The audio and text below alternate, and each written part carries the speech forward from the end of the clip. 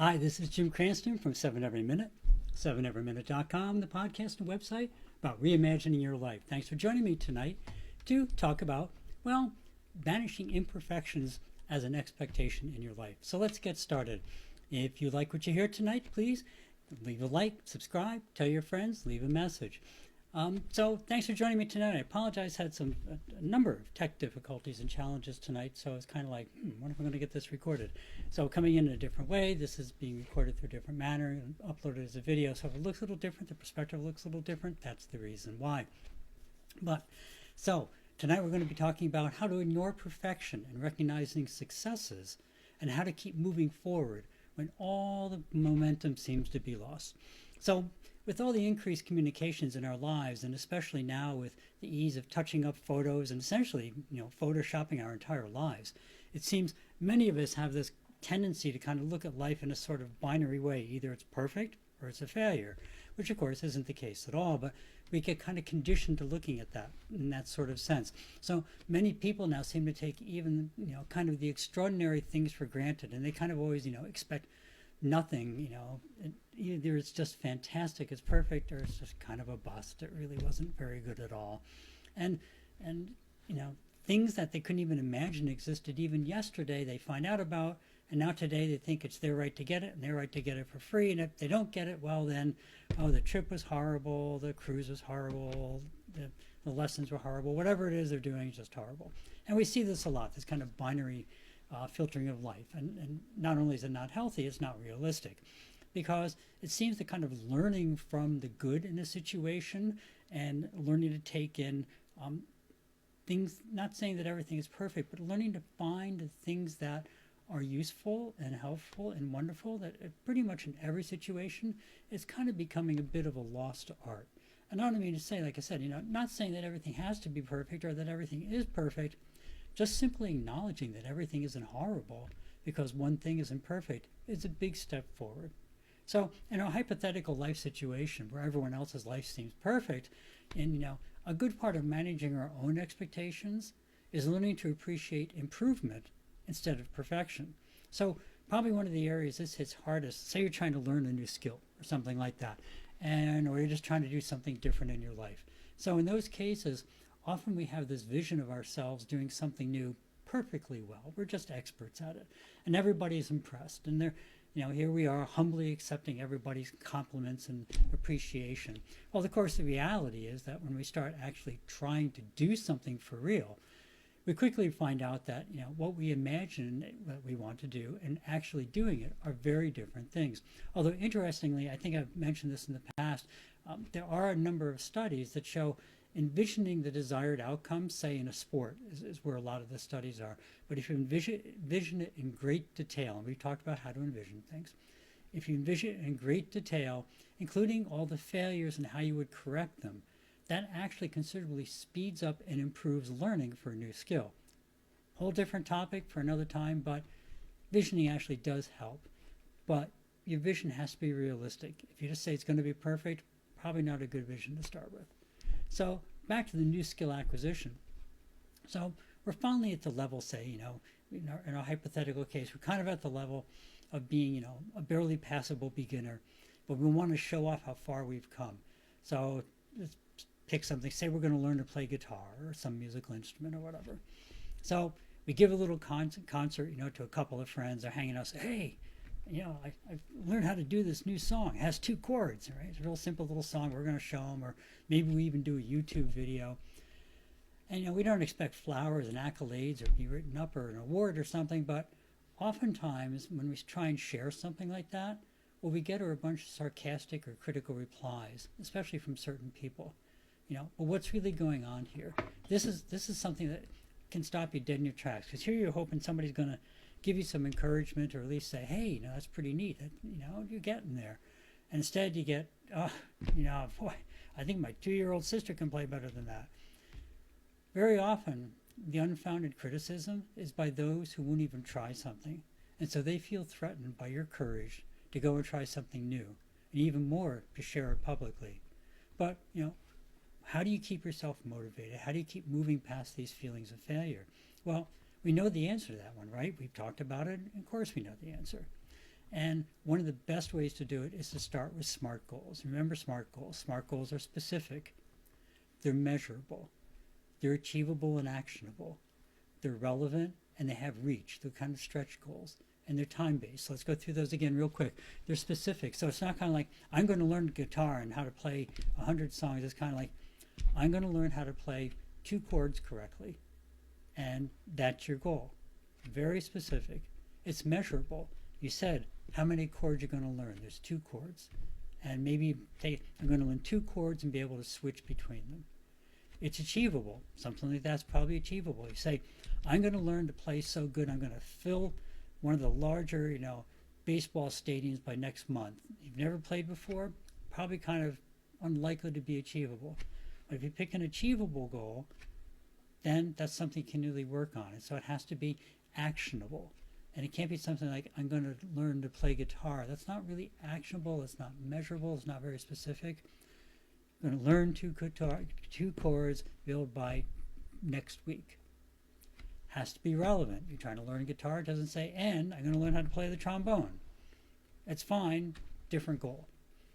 It has to be a reach goal, though. Maybe you're having really trouble pressing down on the strings. Maybe you're having trouble playing the trombone, too. It has to be a reach goal, because if it's too easy, then your brain doesn't take it seriously. Kind of, I'm going to learn to pick up a guitar and set it back down. It's kind of, okay, that's great. You've done that, but it's not really a stretch goal. Learning to actually do something with it, to actually exercise your skills, that's a bit of a stretch goal. It's a reach. That's the R of SMART. And it has to be time-based. We said by next week or 2 weeks or next month or whatever your goal is, whatever your timeline is.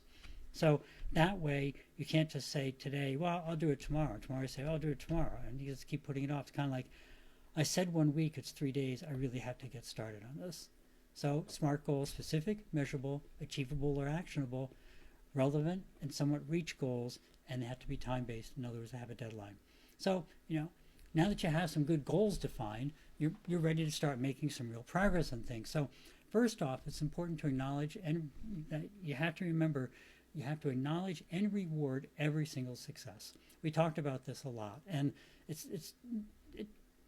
the reason you have to do all the little successes, because they show your brain that, even doing the little things correctly is important to you, and you're happy about that. And when your brain gets used to that, you get the whole dopamine thing going on, your brain gets used to that, it's going to be kind of like, okay, little successes count too, and I'm happy about that. Whether, do a little happy dance, clap, look in the mirror and say you did one, whatever it is, there has to be some reward. It can be a little reward, but it has to be a reward.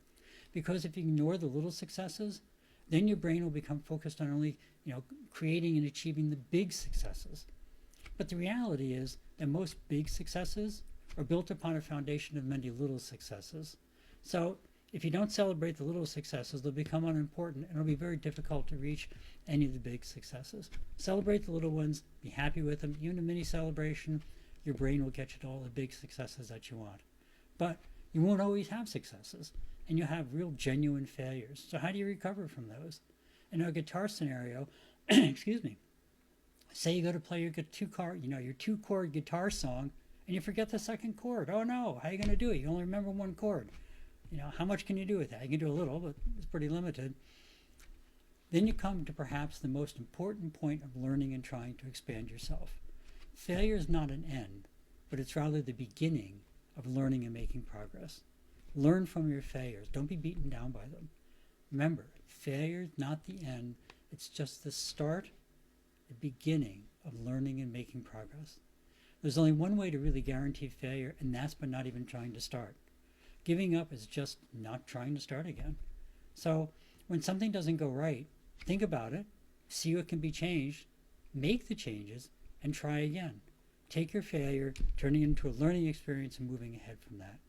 Pretty much every successful result that you see, this person can do this, whatever, they learned to golf, pick any successful result, it's usually a result of many, often forgotten, little failures before the big successes happened. You hear this whole, stepwise progress or leveling up to the next level, staircase approach to things. That's really true. You try things, it doesn't happen quite like you want. Finally, it clicks, and then you have what appears to be a sudden large success, but it's really built upon a whole bunch of little small successes that then started to work together and got you to the next level that you wanted. So back to your YouTube, if you're playing guitar, make a new video, compare it to the previous one, call out how much you've improved, celebrate your improvement, get other people to celebrate with you. It's funny, where I live, there was a young lad, I don't know, he was probably mid-teens, and he lived probably about a half mile from me as the crow flies. I live in the valley, so I could hear him pretty well, and he wanted to be a drummer in the worst way. And he was not especially good when he started, and he would play music really loud, and he played a couple, I think mostly kind of heavy metal songs. And when he started at first, he didn't have headset or anything. You could hear the song, you could hear him drumming. It's kind of, well, he barely has the beat. He certainly doesn't have the drumming going with it. But, more power to him, and he did that. So that went on for many months, actually. And he played pretty much every night. And so, like probably after 5, 6, 8 months, I was talking to another neighbor. He kind of lived the other direction from him. We used to hear him too. And I mentioned about it. He goes, he's actually gotten pretty good, hasn't he? And so he just stuck with it, and probably his family teased him. I'm sure his brothers teased him and everything else, but yesterday he couldn't do anything. Today he can do one drum roll. So he's improved, and that's, hopefully he focused on that, and it just helps you to move ahead one small success at a time. To the point was, a lot of people said, yeah, I heard him. I didn't realize he was such a good drummer. And I say, he wasn't such a good drummer, but now he's a good drummer. So never give up on yourself, and realize failures, they're really life's best lessons to help you move forward. Don't think of them as failures. Think of them as lessons.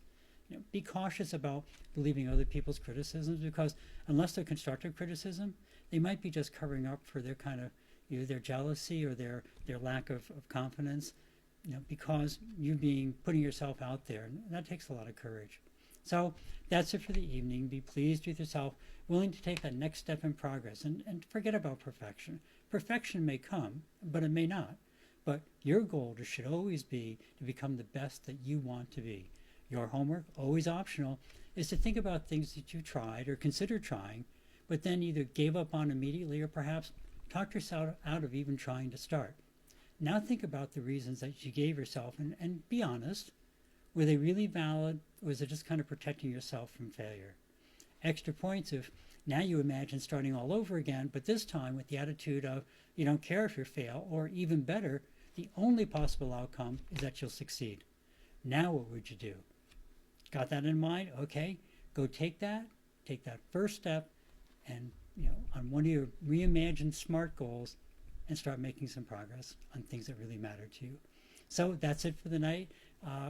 As always, remember the many wars that are going on: wars in Ukraine, war in Israel, Palestine, wars in other places in the world, big wars, little wars, just a lot of things going on. And so ukr7.com for things related to the Ukraine. You can just look online. United 24 is another way. They have a website. And World Central Kitchen, WCK.org. They work in disaster areas of all sorts, not just war zones, but all sorts of disaster areas. And they focus on humanitarian aid. Remember, one of the best ways to care for yourself is to care for others. As we talked about, if you don't want to donate to one of those, you want to donate to something locally, you can't donate to something right now, just a simple smile to somebody can make a huge difference. And so that's all it takes, just one little smile at a time to make the world a little bit better. If you can and you're able, support one of the groups. If not, just say something nice to somebody and make their day a little nicer.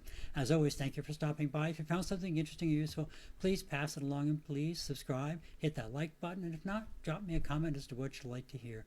Have a great week. Remember to live the life that you dreamed of, because that's the path to true contentment.